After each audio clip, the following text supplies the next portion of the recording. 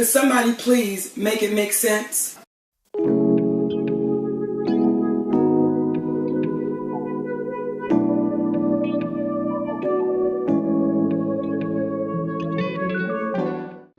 Hey everybody, welcome to A Pop of Culture. I'm your host, the Esoteric and Facetious, and this is A Pop of Culture. And this is going to be a little bit different. This is just going to be a podcast where I'm just going to be saying everything that I've been feeling, addressing this whole situation.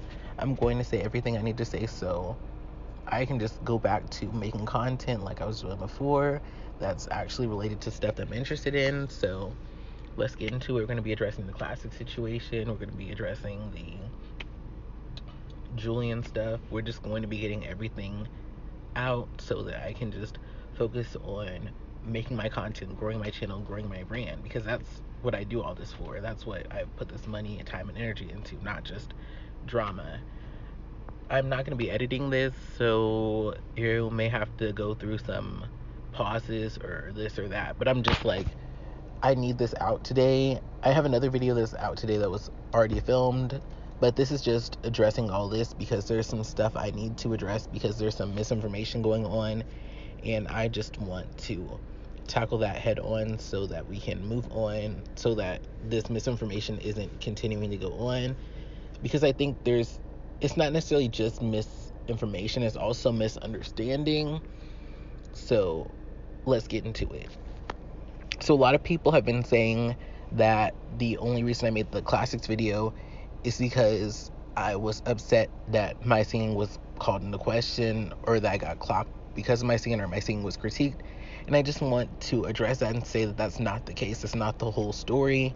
And the thing is, y'all wouldn't know the whole story because you're not me. You don't see, I guess, all the stuff that goes into being a content creator. So I'm going to do my best to explain to y'all all that went into that, all that's kind of went into me feeling the way I do about my content and certain stuff people do and certain moves, because I feel like that's the thing. We only see like that video and we see the reaction, like the initial reaction, and we don't really understand all the things that come through that have been happening, that have been going on behind the scenes that have led to that reaction. So it's like people will say that, oh, I'm only upset about the singing being critiqued, and they'll say, oh, like I can't take criticism, etc., etc. And it's like, that's actually not the case. But people wouldn't know that because they don't know those extra pieces. So I'm going to give y'all those extra pieces so y'all can kind of see things from my perspective. I'm just going to address everything from my perspective so we can all be on the same page, because I don't want y'all to think things that aren't really true about me. And not, like, I think for me, because I was so about just being about my content, being about making my content, and being consistent, uploading, and etc., I tried to ignore certain criticism, and not really, well, you'll see what it is. Like, I'll call it criticism, but I'll say I ignored some hate and negativity that was being thrown my way. And I ignored it until it kind of would build up in these certain ways, and then I'd have this reaction, and then people would think, oh, well, he's just sensitive, he's just whatever. But it's like, you didn't see the 50 steps leading up to that reaction. So here we're going to talk about that.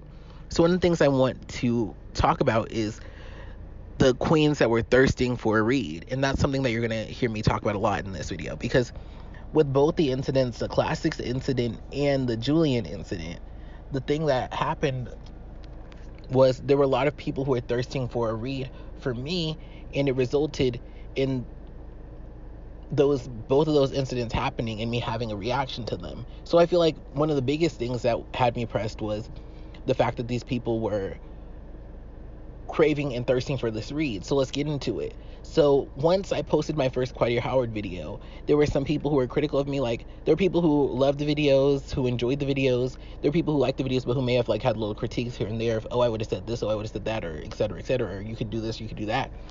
But there was this group of people, and the funny thing is, I feel like my biggest critics aren't even people who like Quadir. A lot of my biggest critics are dirt queens, because the legends, I feel like they said their little piece or whatever, and they went about their merry way. But it's like, it's the dirt queens, I feel, who are like some of the people who are like kind of the most nasty people, and we'll get into that. But the thing I've noticed since I posted that first video was there were some people who, it wasn't about what I was saying, It was about who I was and how I presented myself as a content creator that had something that they had some issue with. And I've kind of went back and forth with this because I'm just like, what did I do? And the reality is I didn't do anything. I just made commentary videos that were fair and that weren't hateful, and something within them relating to me made them feel this need to read me and to put me down and knock me down a peg. And I think some of it has to do with like the confidence I have. When I'm definitely someone who holds myself, like, I hold myself in high regard. Like, I see myself as someone who's talented, who's worthy of success, and I carry myself in that way. Like, I carry myself when I talk about myself, when I talk about my channel, even when it comes to how I present myself and how I present my content. I am clearly someone who takes pride in my content and who believes my opinion is worthy of being heard. And I think on some level, that confidence I have, that self-assuredness that I have, that fact that I don't always apologize for being who I am, I think that does bother people. Like, I do think some people, they're more comfortable with people who are apologizing every 2 seconds, or people who, I don't know, who just, like, even with Julian, and I guess we'll get into him later, but my thing, even with Julian, like, I feel like there's some people, like, they had so much hatred for me over Julian, even though Julian was being more messy. So I feel like some of them, I feel like, may have had to do with this.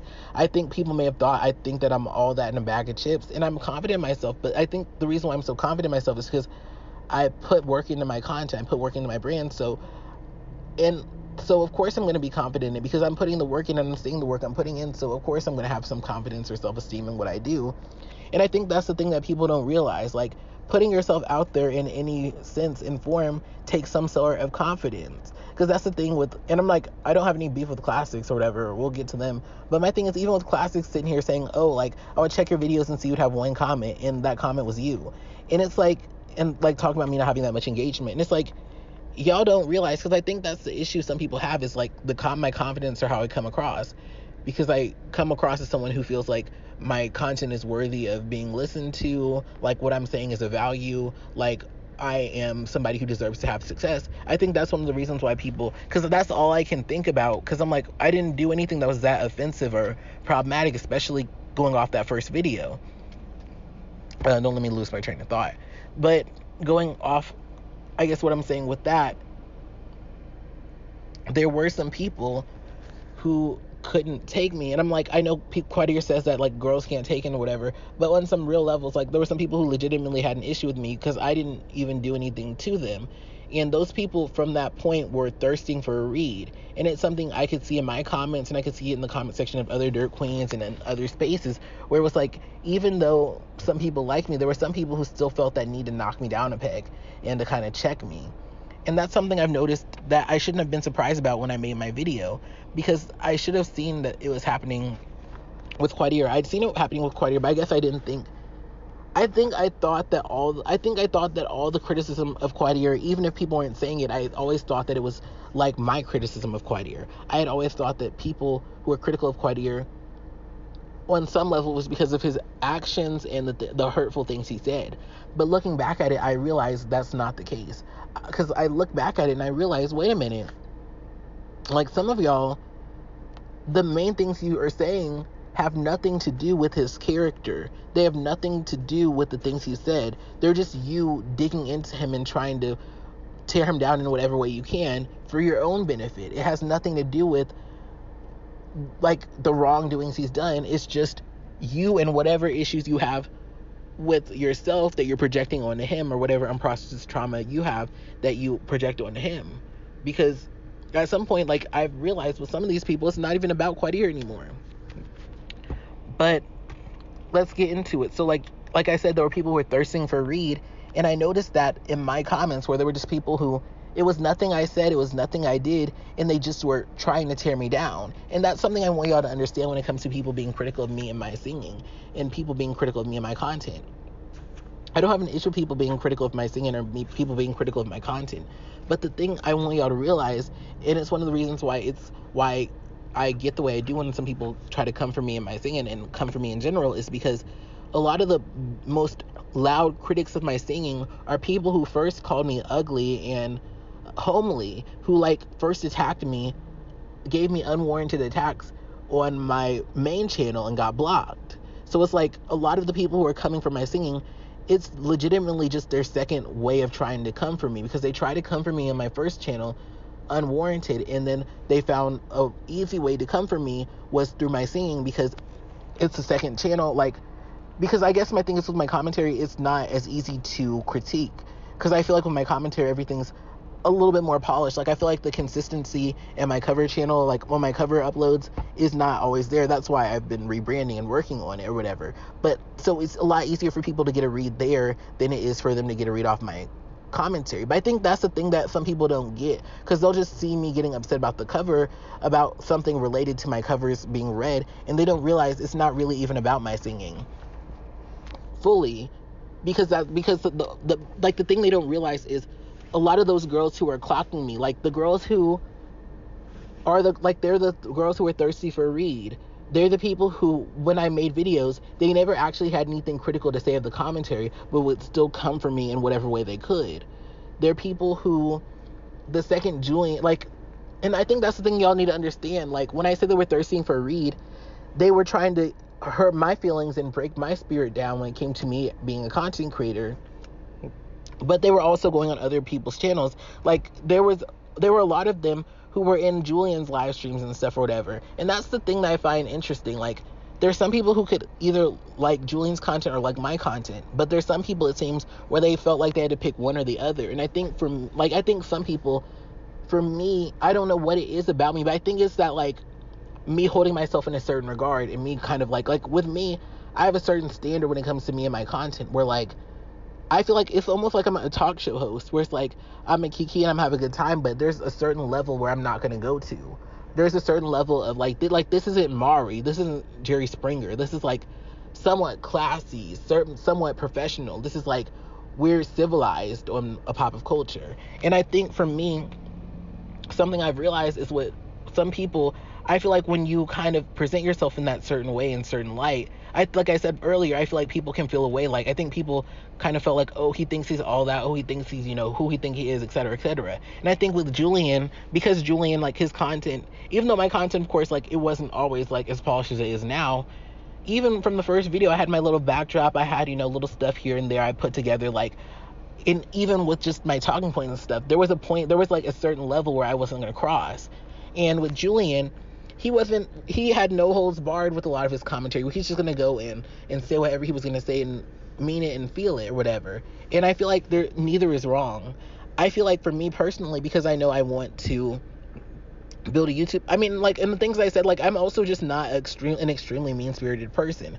So it's not even really in my character to just go off and be as hurtful and mean-spirited as I can be.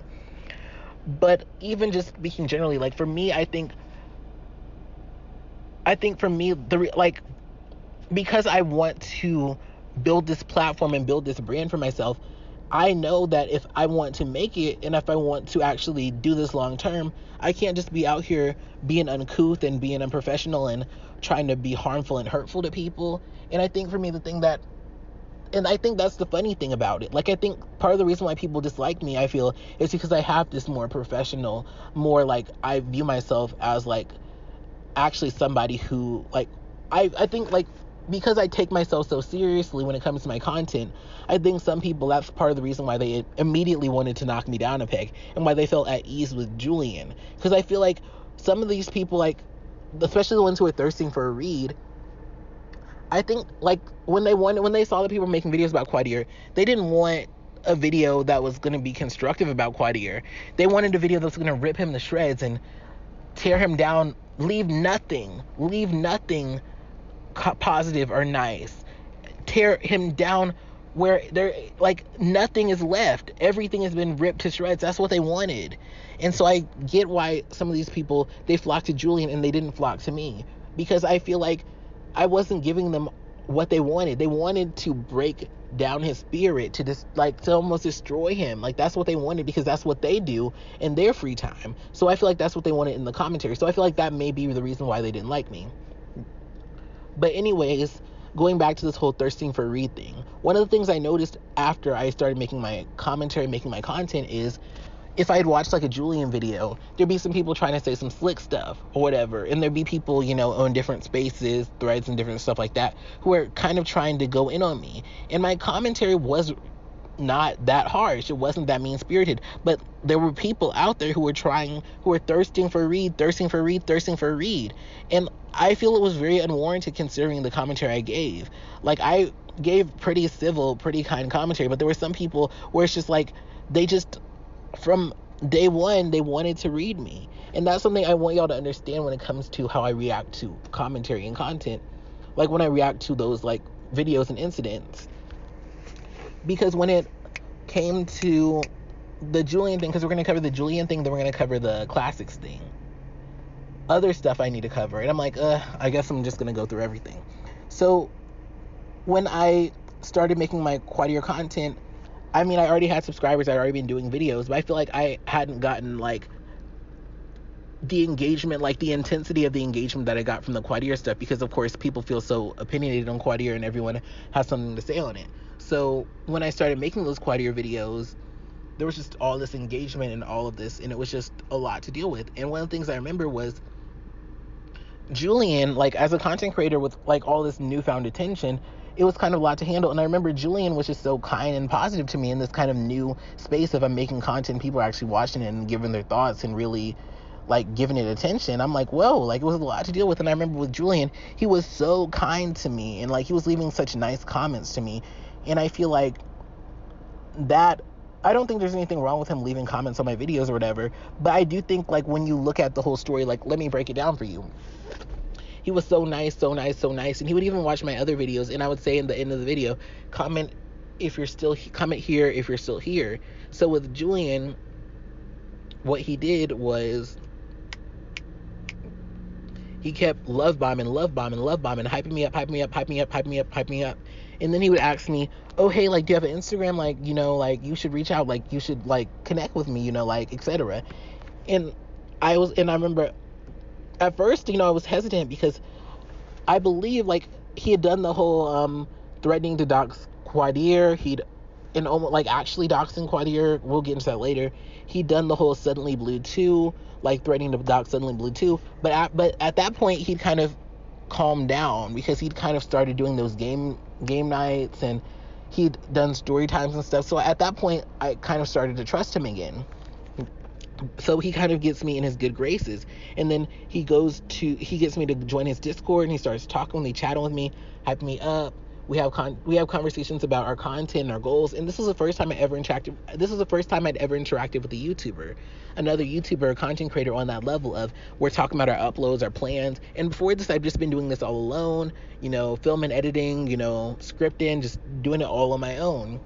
And having that was something so special and exciting for me, because it was like, I'm not in this alone. Like, there's someone else on this journey that I can relate to. And I wanted that. And so when I finally got that with Julian, and I'm in his Discord, and there's this community of people who are also, like, engaging and friendly and positive and et cetera,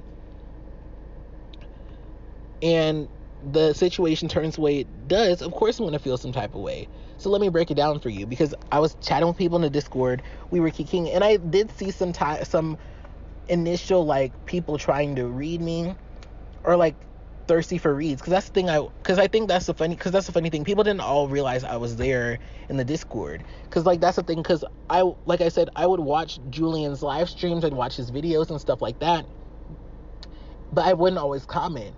And I would see those people, because that's the thing I want y'all to understand, is there are people thirsting for a read from me. So there are people who would be, like, wanting him to go in on me. They'd be wanting to read my singing or read my covers, or, like, they'd want to or read my channel, or just knock me down a peg. Those people, I feel, were, like, always somewhere, whether it would be in a thread, whether it be in a thread, whether it be in a Discord, whether it be in my comments, whether it be in Julian's comments. There were people, like I said, since I came on the scene, who were always looking for a read. They were always thirsty for a read. And that's the funny thing about it. Julian, and I'm sure he can tell you this himself, like, in his live, there were definitely people who would try to come for me on different occasions. He would say, oh, well, no, pop culture, that's my little bro, that's my friend, like, you know, we're good, da-da-da, whatever. But, like, the point I'm trying to make is there were people thirsting for a read, like, ever since I came on the scene, and it wasn't even really related to anything I did. So now let's go to the Julian incident. So I've been kicking with Julian and everyone in his Discord, and we were having a grand old time talking about I'm Jazz, talking about Drag Race, talking about this, talking about that. And I literally had even told them, like, oh yeah, I'm going to make my fourth video, my video addressing the legends. I like let them see my script and et cetera, et cetera. And the people were being so nice, so friendly. Oh, I can't wait to see this. And they were hyping me up and stuff. Like, they're saying, oh, like, they were, like, one of them had seen my Charlie Gold video. They were just gassing me up. Everything was so positive. They were saying, oh, you know, I like this you do, I like this you do, et cetera, et cetera. So I want y'all to understand that. I want y'all to understand, like, I thought, you know, I'd found this other content creator who was cool, who was friendly, who was, you know, wanting me to win, who was hyping me up, who was, I could relate to over this content creation strategy thing. And I kind of, you know, get comfortable, you know, because we had a few conversations about our content here and there. And I'd also been interacting with his other, like, parts of his Discord, and they were cool. So I finally thought, you know, some of the people are thirsty for a read, some of the people are shading me, but, you know, at least there's some cool people in here who I can interact with, who I can have a good time with or whatever. And I guess I kind of got comfortable. But like I said, I kind of did see people who were trying to get a read out of me. Like, they were thirsty for a read for me. They were thirsty to knock me down a peg. And I think, like, you'd see that if they were, like, sometimes I wouldn't be active in the Discord, so somebody would think I wasn't there. So they try to initiate a read, or like I said, it'd be in Julian's chat, or it'd be in different threads and stuff. And so for me, it was interesting being in his Discord, because I kind of got comfortable, because it was like, yeah, okay, there may be some people reading me, but, you know, there's people who rock with me. So anyways, it's funny, I almost finished editing, because I filmed the video Friday. I was going to upload it Friday, but it took so long to edit, because people were asking me in the Discord, oh, where's the video, which kind of adds insult to injury, because those people were hyping me up, but then I go to sleep, and then I wake up, and they were some of the people who were in that chat going in on me. So anyways, I go to sleep. I'm about to go to sleep, and I see he was going live, because I think he'd put, oh, I'm going live in a little bit or whatever. So I watched the first bit of his live stream, but then I fall asleep. It was him, like, sitting on his bed, like, whatever. I think he hadn't had a top on or whatever. He was just sitting in the bed chatting, whatever. Or it was like, I don't know. It was weird, because it's like, I think he was saying his bed frame or his bed something was in China or whatever. It doesn't really matter. But anyways, I wake up and I find out that they were reading me and reading my covers and shading me. And, like, that's the first incident I want to get into, because people keep saying, oh, it's just he can't take criticism of his singing.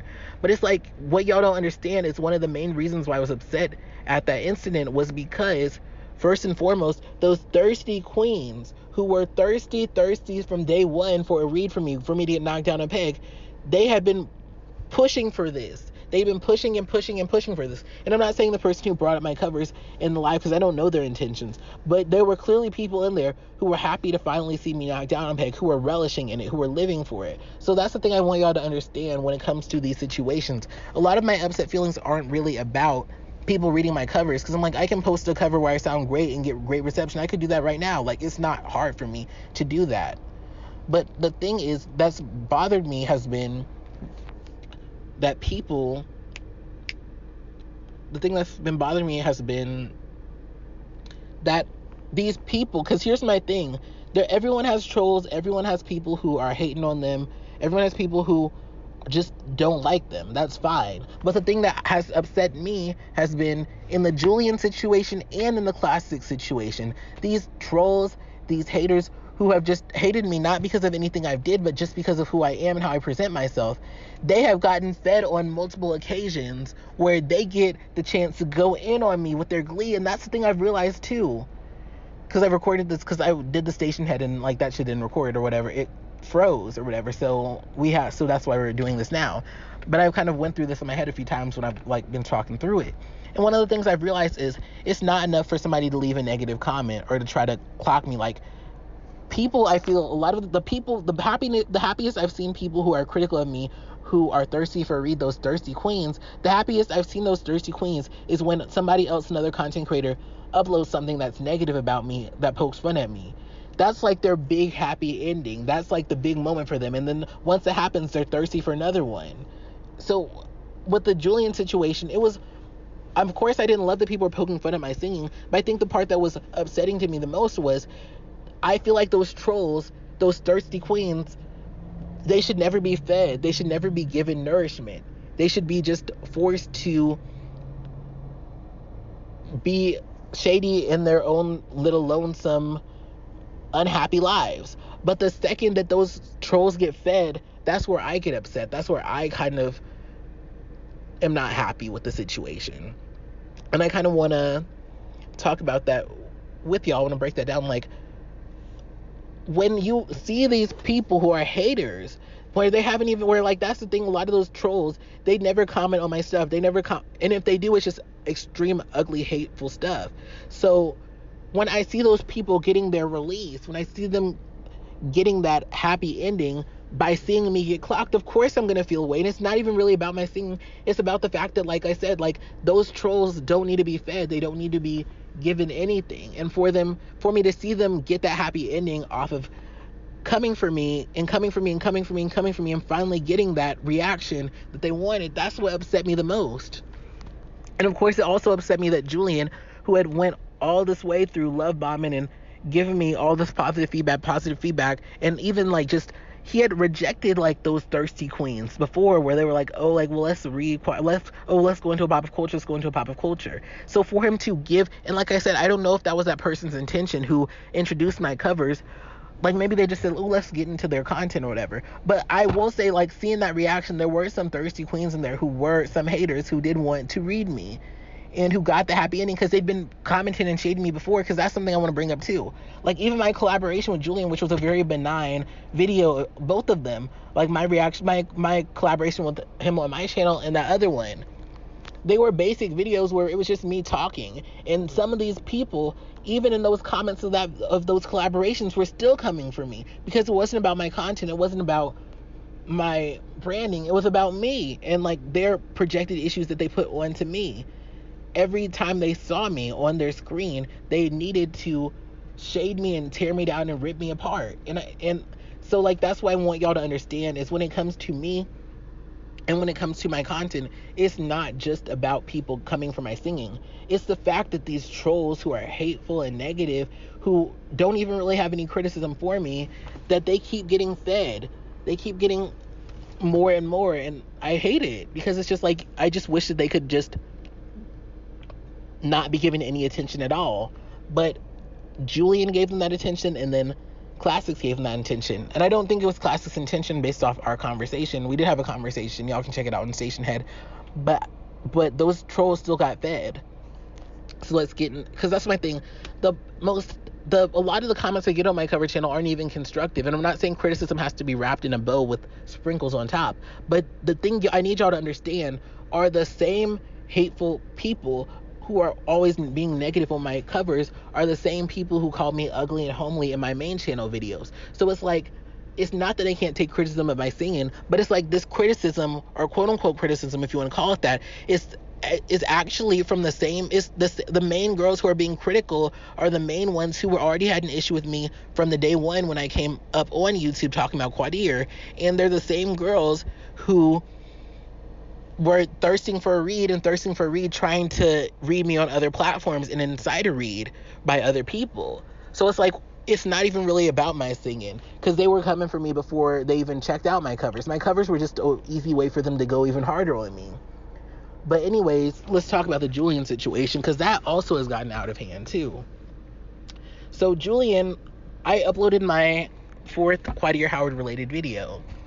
And it was about the legends and how I felt about the legends and blah, blah, blah, blah. And it was a really good video. I loved the set. I loved the script. I thought everything turned out really good. And it got a lot of positive reception. And Julian was very nice about the video. He shared it. He said, like, pretty much, he like shared the video and he said something positive. I don't know if he commented, or I think all I know is I remember he sent me a cash app, like, great camera quality, great video, job well done.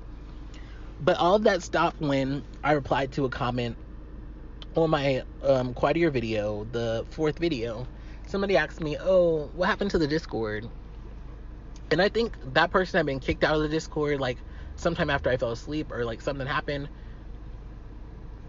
But basically, I told them, oh, I don't know what happened in the Discord because I'm not in there. And then I think they said, oh, why'd you leave? And I said, oh, because I heard that Julian was talking about me. And he replies to that comment, and I basically, like, I think he wanted me to accept his narrative on what happened. But I heard from multiple people that he'd really been going in on me or whatever. But he was wanting me to accept his narrative because at that time he'd already privated the footage or whatever. The footage hadn't even been uploaded. So he wanted me to take his narrative of what happened.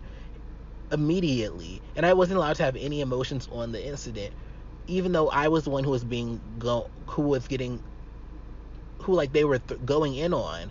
But but Julian, he wanted me to immediately accept his narrative or else. And like, that's the thing I want you to understand. I never made a video about Julian at that point. All I did was reply to his comment, and I didn't fully accept his narrative that he was trying to give.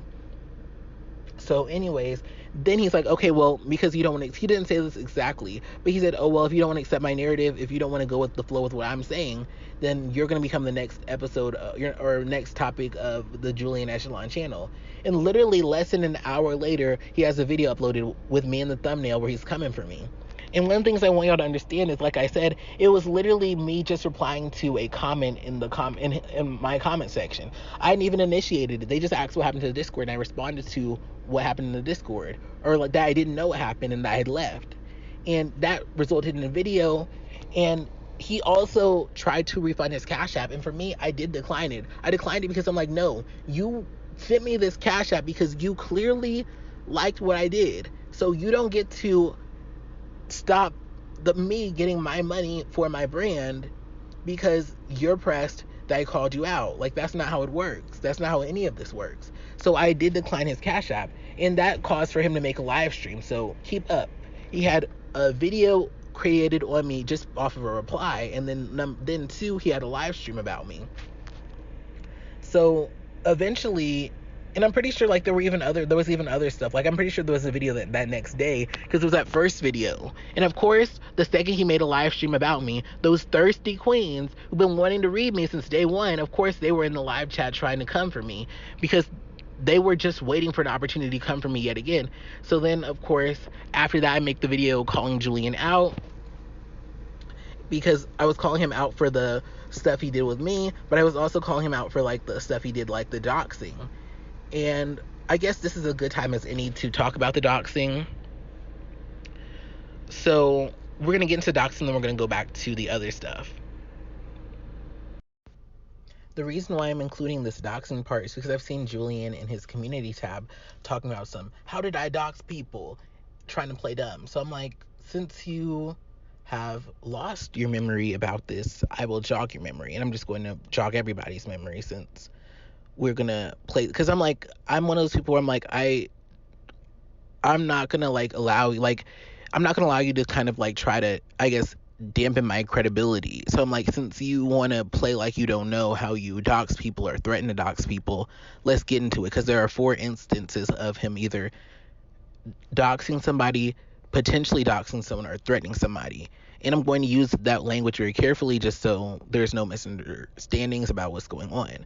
So incident 1 of him doxing somebody or attempting to dox somebody it occurred around, it was before his potential 4th expose video he was going to do. Because basically, he had been making some non-Quadir related content in between his 3rd upload and his supposed to be 4th upload. I believe it was supposed to be his 4th upload, but I can't remember specifically since he's private it so much. So anyways, he was going to make a new expose video relating to Quadir. And so what he was doing was hyping it up, and he was saying, oh, in that video it's going to be XYZ and XYZ and whatever. So that's what he was doing. And he was saying how the title of the video was going to be something along the lines of, it's going to be titled, and he put the street name or address has 2 words. So he said, oh, it's going to have blank blank on the title, and he's going to be so pressed, and I'm going to go in on everything and whatever. And so one could say, oh, well, that's him doxing the person. I do think you can make the argument of him, because I remember him giving that street name. I feel like I do remember him giving that street name, just the 2 words, when he said that he was going to put them in the title. But here's where it's undeniable. Now, he can hide the evidence, but he can try to hide the evidence. I'm sorry, I lost my train of thought. He can try to hide the evidence, but I remember what he did. So let's get into what he did. So what he did was he basically gave everybody the breadcrumbs that they needed to dox Quadir if they wanted to. So let's talk about it. So what Quadir did was what Julian did, I'm sorry, I keep losing my train of thought, lots going on. But what Julian did was he told people about how to look into Quadir's former business. I'm not going to say the business because then technically you could say that I was leading to Quadir getting doxxed. But basically, Quadir had this old coaching business that he had. It was pre-Don Sablon era, and it was where he was going to give people advice on life and different things they were going on through and stuff. And basically, this was his little venture, something he wanted to do. And if people, a lot of people were curious, oh, whatever happened to blank blank?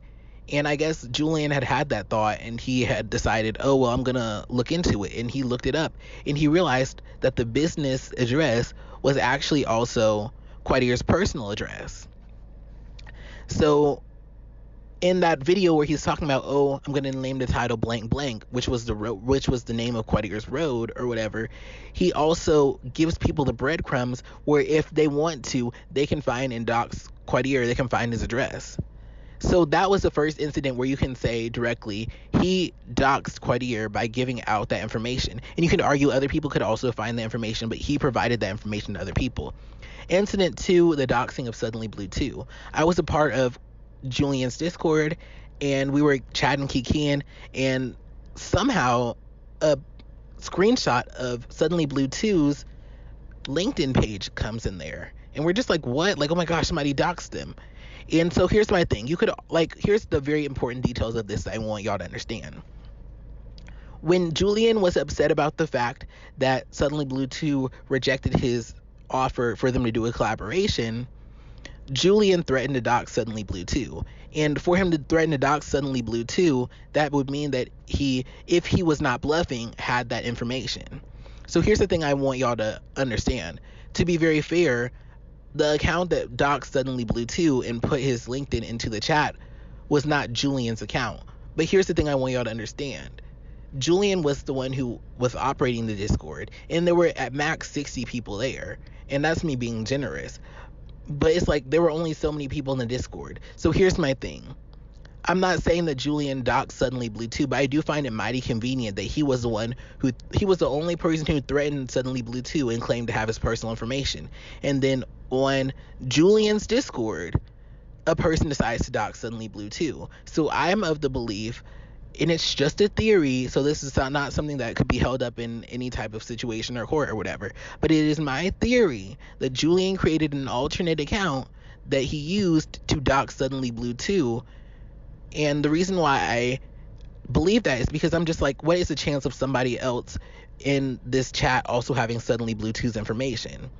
So I do believe that I do believe Julian actually did dox Suddenly Blue 2, but there is that plausible deniability because it could have been anybody in the chat or in the Discord, even though, like, how would they have his information? And Julian was the only one who claimed to have it.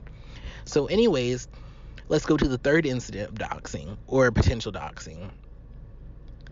Now I remember what it was. So basically, this is the Lipstick Alley doxing. So in the drought, the Quadir Howard drought, where basically Quadir was not uploading, no one was knowing what was going on with him.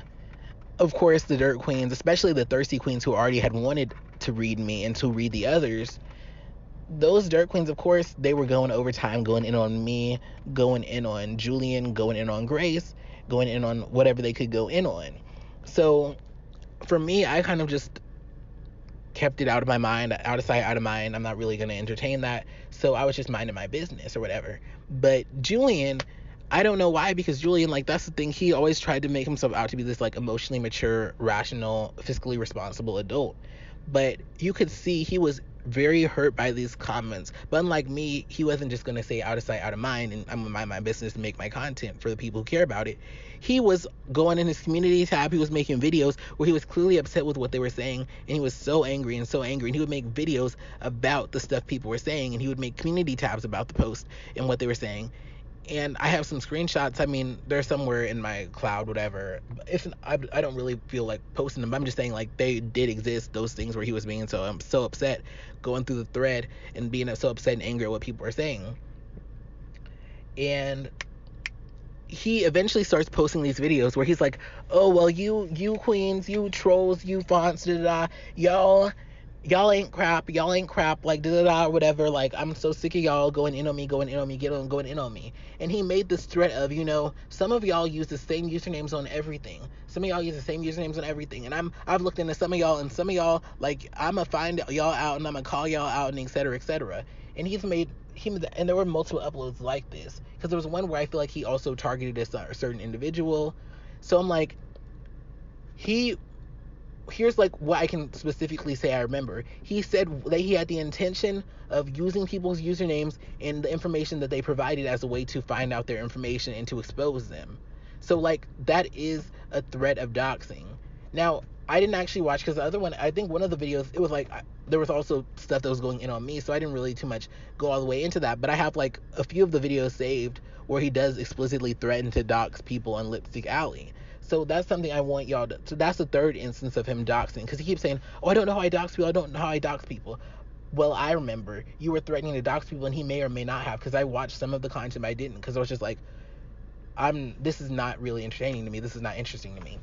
But anyways, that was the third way he either doxed or threatened to dox people, by saying he was trying to connect people's usernames to other websites and stuff, and trying to expose them in their place of work. Because he would say things like, "Oh, well, some of y'all are 30 working this type of job." So that means he did the research to try to figure out who they were, and had found enough information to try to link them to either like their educational background, their income, etc., etc. So it's like, that's another instance of doxing or potential doxing. And this last one is another one that's very clear proof. And you can look at this. He may take the video down, but basically he made that video about me. And I think that's one of those really insidious things that you may not realize. But he made the commentary video about me. But he says in the description of the video that basically, like, he wants me to, like, he essentially says, because you could say, "Oh, well, he can make commentary about you, you make commentary about other people." But the thing that's really kind of creepy about it is, he says in the description of his video, like, if you, like, strike this video so that I can initiate legal action against you, so I can find out your name. So this is another attempt of him to dox me. So it's like, he makes this video about me because he wants me to strike the video. And he literally even says it in a community tab that he wants me to strike the video. And the reason he wants me to strike the video is because, like he says in the description, he wants my full name so that he can do whatever he wants with that. So those are 4 instances of him either doxing someone, or potentially doxing someone, or threatening to dox someone. And like, that's my thing. I guess the issue with the third one is, I guess the question is, like, is doxing the distribution of it, or the, like, seeking out of it? Because he's admitted to seeking out that information about those Lipstick Alley people.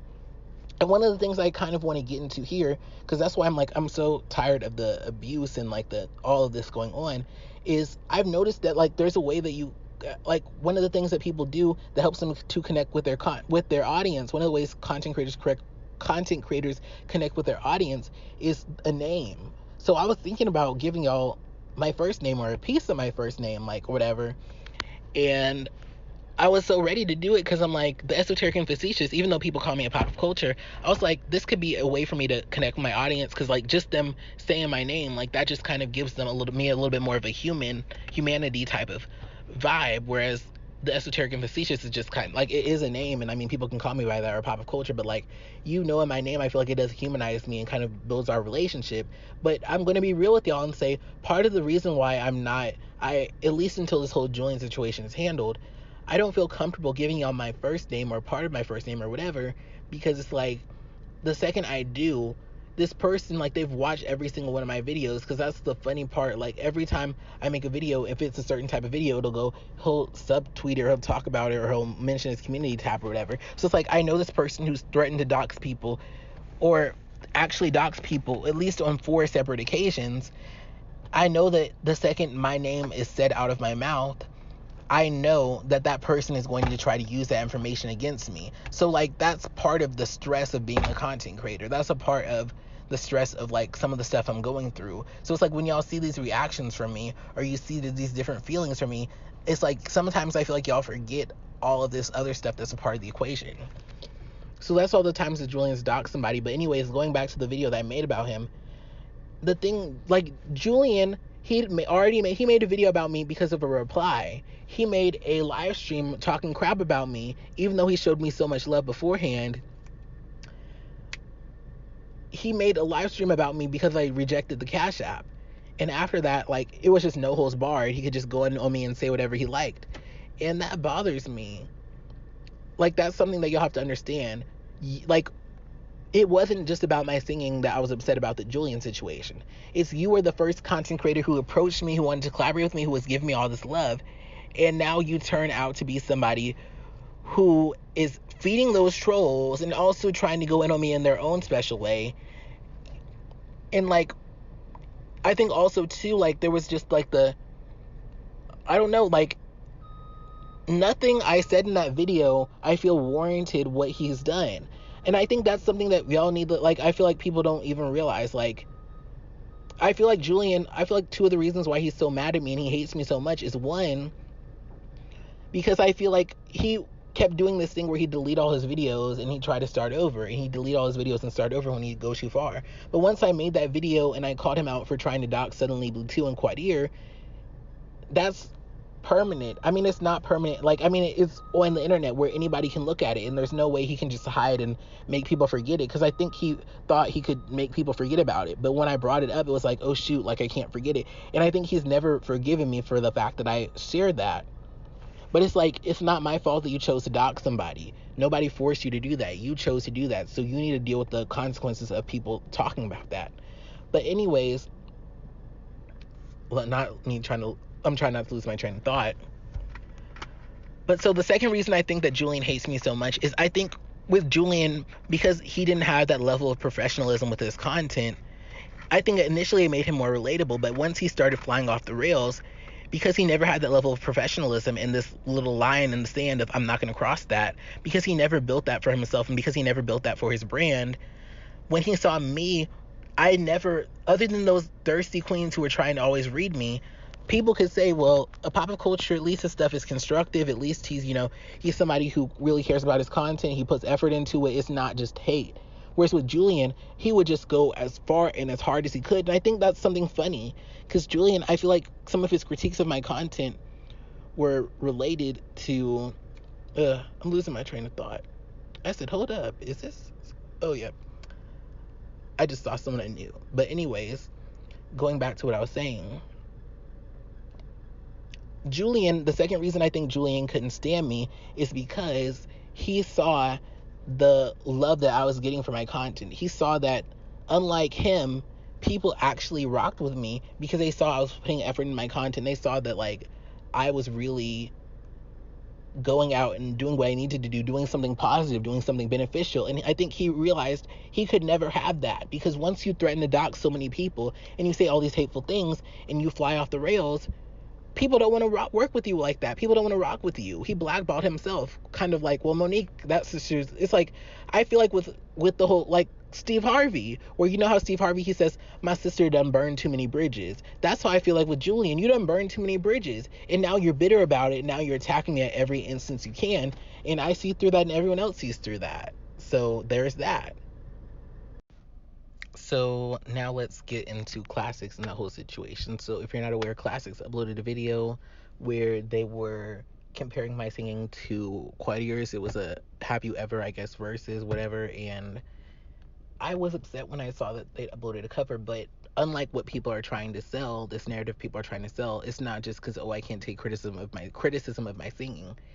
It's because, yet again, the thirsty queens who were looking for a read, who were wanting a read since they first saw me, people who never commented like actual critiques of my videos, but who legitimately just could not stand me because of me and how I exist, like, they were being fed yet again. They got their happy ending yet again, because, like I said before, saying something shady in my comment section, or saying something shady in Julian's comment section, or like in a Julian live, I feel like that's not as impactful. But like, seeing me on video being clocked, I guess, and being able to join in with others, because I feel like if it's the topic of the video is me getting clocked, I feel like it's more powerful, because it's like you can join in on the shade and you can, say a shady comment and get likes. But it's like, if you're reading me in a video that I'm not even the topic or title of, it's kind of like you're kind of coming off weird. But if somebody like Julian is willing to go in on me in a video,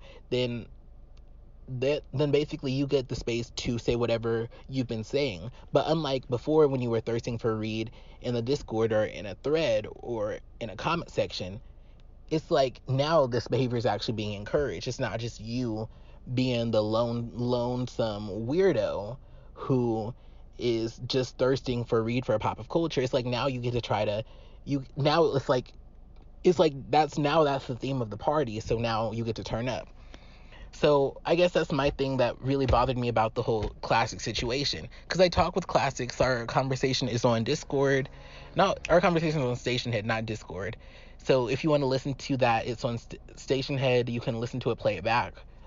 But my thing is, Classics, they basically said that they were just trying to put our stuff together as this juxtaposition of these two people don't like each other, but like look at them singing the same song. And I will say I will take Classic's narrative. Like, I'm willing to take Classic's narrative and even Julian's narrative. Even though I think with Julian, I think he doesn't come off as clean, because with Julian, you can see him kind of egging on the shade in that live stream. Versus with Classics, I guess you don't really fully see their intention behind uploading it. But even with Classics, that's where I kind of do have to clock them too, or whatever. Classics was cool in the phone call or whatever, and like if what they're saying is true about the whole, oh well, I just like that y'all were singing the same songs or whatever, you were singing the same song and I thought it'd be fun to put them together. But here's, I guess, my thing too. I feel like Classics was very aware, because Classics seems to be very wary of everything in the whole Dirt Queen situation, Dirt Queen community. So I'm not gonna lie, I did kind of, like, I do feel like Classics did kind of cop out when it's like, sis, you knew that the girls were reading me, and you knew that the girls, because that's my thing, Classics engages with the comments and all the other stuff. So I'm like, Classics, don't sit here and act like you didn't know that the girls are reading me. And I'm not saying that that means you can't make content about me, but I do feel like that's something that y'all have to understand. Like, I was annoyed at the fact that these thirsty queens have been looking for read, and that they were so thirsty for this read, especially since after Julian kind of had fallen off on YouTube and started doing the most or whatever, and he started having his own mess. So I feel like that's the thing, like the period between Classics making that video poking fun of my vocals and the Julian live stream and Julian uploads, there was a big period between those, a big, like, long period of time between those. So I feel like that drought, people were so thirsty for a read, and so that's one of the things I want Classics to understand. Like, they do have the right to make, content or whatever, poking fun or, whatever. But, like, I do feel like y'all all need to understand, like, it doesn't feel good when there are people out there who, no matter what you say, no matter what you do, they don't like you, and they're always looking for a chance to knock you down a peg when you never really did anything for them to want to do that in the first place. So I think that's something I want y'all to understand when it comes to, like, my reaction to the Classics video. Because my thing is, like, okay, poke fun at singing. Yeah, and and to be real, I was also frustrated because I already said I was going to rebrand and work on the channel. So it's like, when I already say that and I'm already starting to do that, and then you uploading this in a way where it's being poked fun at, it was kind of frustrating, because he was saying, oh, I just promoted your channel. But it's also like, well, if you knew, because I feel like it's very likely that he saw my video about the whole Julian thing or whatever. So it's like, if you saw, because they were subscribed to me at a certain point. So I guess my thing with Classics that kind of bothered me is, it's like, one, I already said I'm trying to rebrand, so it's like, you uploaded something where people are poking fun at something that I already acknowledged, where I already acknowledged the quality of some of the covers wasn't where I wanted it to be. So it's just kind of upsetting, because it's just like, damn, I'm literally trying to get everything together. I'm scripting this, the covers I'm working on the songs, they're kind of coming together nicely, and now I look on my screen and I see that somebody who I've known for ridiculing Quadir, it's like, now I'm the subject of your ridicule. But unlike Quadir, who has had over 100,000 subscribers and been able to make income on social media, I'm this unmonetized channel. And I'm not saying because I'm unmonetized I'm beyond reproach, but it's like, I'm someone who's trying hard I can barely get 5 likes per video. I'm struggling, trying this, trying that, which is a part of the process, part of the creative process as a content creator. But it's just like, damn, I can barely break 100 views, and some of these videos I'm actually putting my heart in. I mean, all of it, I'm putting my heart and soul into. And so it's like, damn, I'm getting one comment that's my comment, struggling to get 5 likes, and you're feeding these thirsty queens who've been wanting to read me, not because of anything I've did, but because of their issues with me. Like, really? That's, I guess, what I want y'all to see. And like I said, I'm not trying to make myself into the victim, but I just want y'all to see it from my perspective of, damn, I'm just trying to make stuff right. I'm just trying to grow. And, like, I'm literally, like, I mean, I'm not in debt, like, but I'm like, when it comes to the money I've spent on my channel, I've spent way more than the $20 of donations I received, and I'm thankful for all of those donations, whatever. I'm not trying to diminish the fact that people gave me money, but I'm just like, hun, all the money I've spent on this channel, and I'm still trying to turn it around and actually make a profit and build multi streams of income, get sponsorships, grow, become monetized. And it's just like, I can't even hit 5 likes, and I'm trying to hit 5 likes and 5 comments, 10 likes, 10 comments, hit these basic numbers. And you're feeding these trolls, and like I said, it may have not been their intention, but they fed the trolls when, like, unlike Quadir, I don't even have a base. So it's like, I gotta defend. I mean, I do have people who watch my channel, and I'm appreciative of them, but it's also just like, I'm such a small channel, so it's just like I said, that doesn't make me beyond reproach, but it also is just like, when you clearly see me making an effort, and I'm clearly saying, oh, I'm gonna, I'm trying to rebrand, it did feel a little bit annoying. But like I said, it's not just about the singing, because I can post a cover right now of me singing good and get good engagement. Like, I have the ability to do that. It's just that, what's it called? It's just, the reason why it bothered me is because it was like in the middle of me getting stuff together, getting stuff right, and then like I see this. But like I said, a lot of it was also just knowing those thirsty queens were wanting me to get read, and knowing that Classics fed them, whether Classics intended to, because I think Classics just thought it was an innocent video. And to Classics, like, if, like, I acknowledge that may have not been your intention, but like I said, you definitely did feed those trolls who were looking to read me, who were trying to tear me down since they saw me. And I'm not trying to make myself into a victim. Like, people are allowed to be critical of me, but like, some of those people, like I said, like, they never tried to see me as someone who could be a decent YouTuber, who they could watch and enjoy. They had that bone to pick with me since they saw me, or I guess since the second video they saw me, or like whenever they started interacting with me, they had this bone to pick with me that I feel has never been justified. Like, okay, with Julian, I'm like, I see how certain actions he did could really turn you off, but with me, I can see how you may disagree with me or not care for my content, but the way that, like, I never have got, like, why I get this equivalent level of critique to people like Quadir and Julian, when I'm like, I feel like my content for the most part is innocuous, and like, even my commentary is very civil.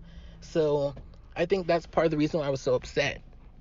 It wasn't just, oh, I can't take criticism. It was the fact that a lot of these thirsty queens, every time, they're just so thirsty. They keep wanting to read me, keep wanting to read me, keep wanting to read me. And whether Julian or Classics intended it or not, they gave those people, those thirsty queens, the read that they were looking for. They gave them the release that they needed. Because that's the thing, when I see these comments, they're just so eager. That's why I say release, because people may be like, that's a little much, that's a little PG-13. But it's like, the way these people act, like, that's what they need. They need it. They need that, me getting clocked. They needed me being taken down a peg. But I'm just going to be real and say, I don't think it should be a surprise, because that's what they do with Quadir. Because like I said before, there's some people who are just critical of Quadir there's some people who are critical of Quadir like me because of the things he said and the things he's done, but there's some people who just love to take him down a peg. Like, they hate the fact that they hate the fact that he thinks that, like, he has these visions for his life, these dreams for his life. Like, because my thing is, like, I think the issue isn't the fact that he has these dreams and goals, it's just the way he's going about tackling those dreams and goals. Because there's other people who have those same goals and ambitions, but they're just more successful because they go about things in a different way than Quadir does. But the thing I've realized is there's some people where I don't know what happened to them in their life, but it's like, them seeing somebody like Quadir have these goals and ambitions, it bothers them. And like, they can't give Quadir credit for anything. They're the type where if somebody says something like, oh, Mother Pat hits, Mother Pat ain't even all that, like, y'all, like, none of his music's good, all his music's trash. Like, if you want to know who a real hater is of Quadir, say something nice about him. Like, say anything nice about them. And the people who will give you trouble for saying that tiny nice thing about him, or giving him the tiniest bit of credit, those are the people that are probably in this thirsty hater category. But anyways, one of the things I even want to bring up is Julian. Like, Julian, I feel like he gave me a perfect example of this one time when we were discussing Quadir. Because I was like, I mean, I was giving him a credit. I'm like, he did have 100,000 subscribers. He did have an active Patreon. Like, he was doing it big at some point. And one of the things I remember Julian saying was something along the lines of, even when he was doing it big, even when he was doing the Don Sublime era, he even still wasn't that girl. And he brought up B. Scott, and he brought up, who is it? Trey Melvin, and I think he brought up the other one, the overexposed guy. I can never remember his name. But the thing I found funny was the only person I'd seen Julian upload a video about, the oldest video that was like on his channel before it was private or deleted or whatever, was a video about Quadir. So it's funny to me because it's like when he wants to read Quadir, he will say, oh, well, you weren't even that girl and da-da-da, B. Scott and da-da-da, overexposed. But I'm like, and maybe he did like those creators, but it's like, hun, the only person you had a video about was Quadir. And it was just like, for me, it's like, hun, no shade to Julian, but it's like, hun, you haven't even cracked 1K. I haven't cracked 1K either. But I'm not going to sit here and read Quadir about his numbers. I mean, I can critique his numbers in relation to his engagement and blah, blah, blah, or whatever, but I'm like, clearly he was doing something right to hit 135,000 subscribers. And I feel like, for me, the thing I've noticed is girls who will knock down his actual legitimate achievements, those girls, like, those are the ones that you need to avoid, because those are the dirt queens who, like, their whole reason for doing this is tearing him down. And that's why, by extension, their whole reason for coming for other dirt queens is to tear them down. It's not because they were offended by something I said. It's because they don't like me.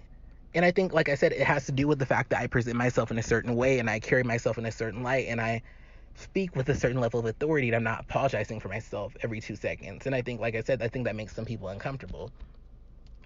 But anyways, the point I'm making here is one of the biggest issues I had with the whole classic situation is, one, they were feeding these thirsty queens who are looking for a reason to read me, looking for a reason to tear me down. And two, I am very certain that they saw people reading me. And that's my thing with classics. I think maybe their intention was pure and just, oh, I wanted to put the videos next to each other. But I do think they did have a knowledge of the fact people reading me. And I'm sure when they saw the comments, they saw people who were having their release of like, oh my gosh, finally a pop of culture is getting it handed to him. And that's something I want to get into now.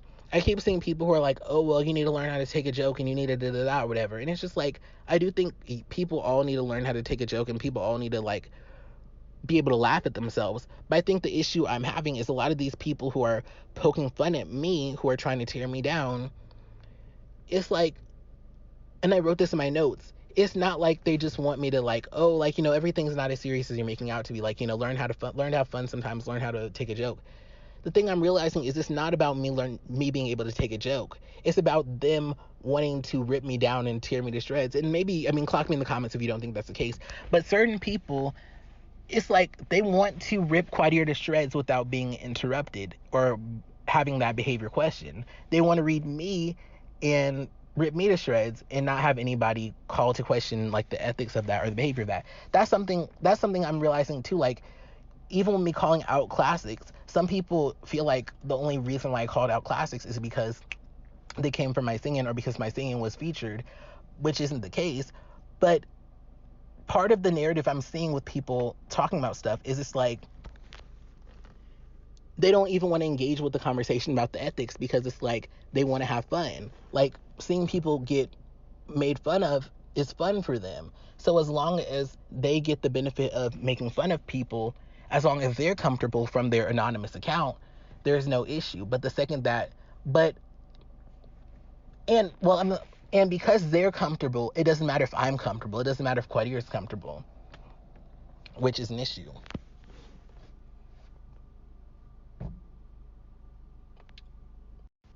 As long as they get to read me, as long as they get their joke in, it's all good. Our humanity is forgotten. And like I said, initially I thought that Quadir deserved it because of the homophobic, transphobic, anti-black things he was saying.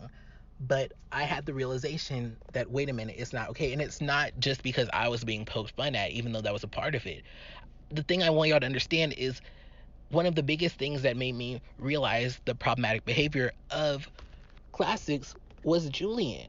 Because if y'all remember when I made that video where I was very upset about the classics video and also Julian claiming I was on the spectrum, after I make that video, and in that video I'm very disheveled and like just breathing very hard and just upset, and I'm just going through the motions and stuff. Somebody literally commented, "You sound like you're having an anxiety attack." And it's like, yes, I did, because I was just like, I was so upset, because I was just like, I saw those people who were those thirsty haters getting their release, and I saw like and at that same time I was already working on the cover cert, and I was finally feeling good about everything's going to be good. My channel, I'm going to, have everything the way it needs to be.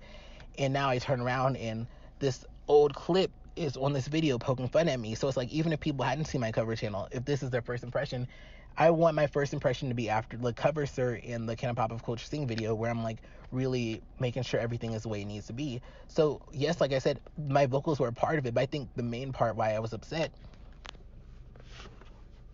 was because of those thirsty queens getting what they wanted. But going back to the situation, Julian makes a response video to my clearly disheveled, upset, no lighting, just going off and just saying what I need to say video. He takes that and turns that into the thumbnail of the video.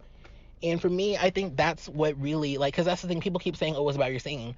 But no, that's kind of what triggered the video. Yes, Classics, because I felt like there was some shade there, and Classics knew kind of what they were doing when it came to people already reading me and they were playing into it. But one of the things that really triggered me into making that response was seeing Julian have the nerve, the audacity to take that disheveled, like, upset me and put me in that thumbnail, knowing that that was me upset, knowing that was me going through the motions and trying to poke fun and make a title and make a video critiquing me. Like, clearly you saw I was not in a good mental state. You saw I was upset, and like, for you to sit here and decide to make content out of that, that was not okay. And like, I think that's what snapped in me, where it made me realize, because I had my misgivings about Classics and kind of questions about, is it okay for them to be going at and making fun of Quadir in those moments of mental instability. But when I had my own moment of like upset feelings, and I don't know if I call it mental instability, but when I had my own moment of being upset and hurt on camera, disheveled, just going through it, no edits, no nothing, and Julian had the audacity to turn that into a thumbnail and turn that into content. That was what showed me what Classics was doing. Not the singing, not the, oh, they made fun of my singing, but that thumbnail, that video. Because for him to, like, you don't understand it until it's you. And when he made that video poking fun at me at that very low moment, I saw exactly what Classics was doing for what it was. It wasn't about the singing. The singing did make me not feel so good, but like I said, I can upload a cover singing good, I can private some videos that aren't good, and I can turn that into content with the cover recovery series I'm doing. So that Julian thumbnail was the thing that set me off, alongside just the thirsty queens being read by what happened. So I just wanted to talk about all of that. That's something I really wanted to get to in this video. So now there's some other stuff that I want to get into. One other note I put that I found so funny was, the girls who are reading you and kikiing on your name are the girls who are telling you to take it on the chin. Because as long as you take it on the chin and you don't say anything and you don't clock anything, they still get their show. Because that's all they care about, is somebody's being ridiculed, somebody's being demeaned today. And that's what I had to say on that. So other stuff I want to address, let's see. The other thing I wanted to address was this claim that I'm doing all this for clout. Like, that's not true. Like, if I was doing stuff for clout, my content would look very different. I want to build an audience who's into the same stuff I'm into. So that's why I talk about stuff like pop culture, social justice, and the human experience. So, like, if I really wanted to grow my channel, there's easier ways to grow on YouTube. But I'm trying to build a personal brand related to me, my interests, my talents, and stuff like that. So these people saying I'm doing stuff for clout, do I want more views? Do I want more subscribers? Do I want more engagement? Yes. But I want to have a channel like a Funky Dineva, like a For Harriet, like a Ostefco, like a Fab Socialism, or a Harriana Hook. I want to be someone who speaks my piece on things related to my identity, experiences, my perspectives, my interests, like Soren Sensei, like all of those creators. So for me, when people are saying, oh, I want clout, I don't want clout. I want engaged followers who like what I'm doing. So it's like, even with me making this video on Classics, like, I already knew when I was making the video that Classics has an advantage when it comes to numbers with me. So it's like, this idea I'm doing it for clout or attention, like, no. Like, I don't want those quote unquote drama videos to take off. I mean, if they do, it's whatever. But what I want to take off are the darkness and the other videos I make. So it's just like, I just hate this. I'm doing it for clout. I'm doing it for clout, whatever. No, no, no, no, no. I may capitalize on some drama to get some watch time and some engagement, because if people are reading and kicking on my name already, I might as well say my own take on it. But I think my point here is just, if I was doing stuff for clout, if all I cared about was clout and AdSense, hun, there's easier ways to get a channel monetized, and there's easy ways to get to 1,000 subscribers. Because if you look at people in other communities, people in Hater Nation, all they do, they don't even like all my setup and all my effort. If I wanted to be monetized, all you got to do is start talking crap on Chantel and Amberlynn, and the meaner you are, it'll only take a few videos. Call them out their name, call them fat phobic stuff, call them hateful things, and you can get a channel. But I'm trying to build a real brand related to me and what I care about and what I'm trying to do. So like this whole clout claim, that's not the case. And now I'm finally going to give y'all, I guess, the moment y'all have been waiting for. For the thirsty queens who've been looking for a read, who've been looking for me to be taken down a notch, to be taken down a peg, here is what you want. Like the moment you all have been waiting for. I'm going to say some stuff that I don't believe. I'm going to say it so you have it, so you can play it back, so you can clip it, and you can do whatever you want with it, because this is what y'all been waiting for. So I'm going to say it.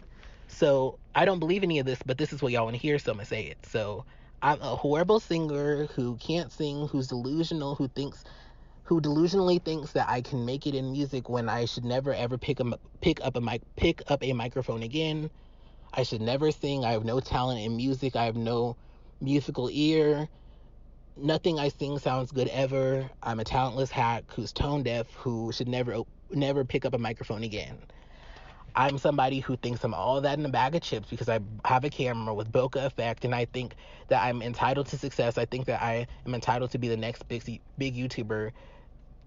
Delusionally, I think I'm all that in a bag of chips when I'm really not. I'm not that. I'm not shit. I ain't nothing. To anybody who, like, to those thirsty queens who clearly feel some of this on some high level, here you have it. You've heard it here first. All of those things that you think, I've said. So leave me alone. Leave me alone. Let me do my content. If my content doesn't take off and my commentary doesn't take off, so be it. If my covers never take off, let me, quote unquote, fail. Because I mean, I don't think it's a fail if I actually put effort in and I find value in it. But if I fail, like, let me fail on my own. Let me do what I do on my own. But like, just leave me alone. If all you want to do is drag me down, I've given you the ultimate read. That I'm a horrible singer and that I'm a content creator who delusionally thinks I can actually make it on YouTube. So what more can you say that wasn't just said? So if you're just someone who's there to read me, like, there you have it. But that's all I really want to say about all of this. Let me see if there's anything else. I'm open to criticism. I'm open to people speaking their mind on me and all of that. But I feel like it's gotten to a point where I'm just over it. Like, I'm just over some of this blatant hatred and negativity that I did nothing to deserve. And I just wanted to come on here to let y'all know it's not just about the singing. I'm fine with people being critical of my singing, but that's the thing. Even the comments on there's very few comments that were actually like, oh, you could do this differently, or oh, like, this is something going on, or whatever. It was just tearing down my spirit. And I'm like, I'm not participating in this anymore.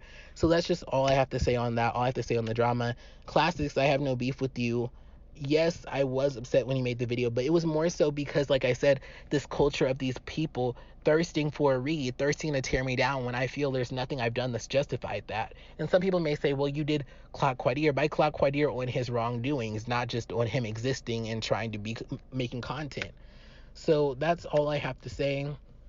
Classics, no hard feelings to you. And honestly, Classics, you seem cool. Like, you clearly have a talent for, making content and editing it together, even if the ethics of it are questionable when it comes to people struggling with their mental health. I think you could probably make it as a content creator, even if it was your own content, because clearly you've got good comedic timing and editing and a clear dedication to whatever you're making. So maybe content creation's in your future since you're taking Classics down. Julian, please leave me alone. And Julian, honestly, if you want to speak to me and address some of these things I've said, whether it be, like, I guess wherever, you have my Instagram. You can reach out to me. you've got my email, like the pop culture email, all that stuff. If there's something you need to say, because all of this, like whenever I say something and it turns into live stream, I try to avoid you and I try to not say your name and just avoid you, but you clearly have this fixation. So if there's some issue, you know where to contact me. But that's all I have to say. Thanks to everybody who has supported me. Thanks to people who listen to this. But yeah, it's just been a lot. And I'm sorry if I repeated myself or I sounded crazy in this, but it's just, I just had to let it all out. I feel so much better. I feel free. So thanks so much for listening. Love y'all. Bye bye. See y'all in the next one. Thanks for watching. Like this video if you like this video. Let me know if you agree or disagree with the points I made in the comments below. If you enjoyed this content, definitely like, comment, subscribe, and share. That way, even if YouTube isn't pushing my content, those who resonate with it are sharing it so it can connect with others who would enjoy it. Those are some easy, free ways to support a pop of culture. If you want to support this show financially, feel free to send a tip to my Cash App or buy me a cup of coffee, both are linked below. All who donate will be featured in the credits of my long-form commentary and cover videos. There are 2 playlists that are going to pop up, one where you can binge watch my covers and one where you can binge watch my commentary. Enjoy. Bye-bye.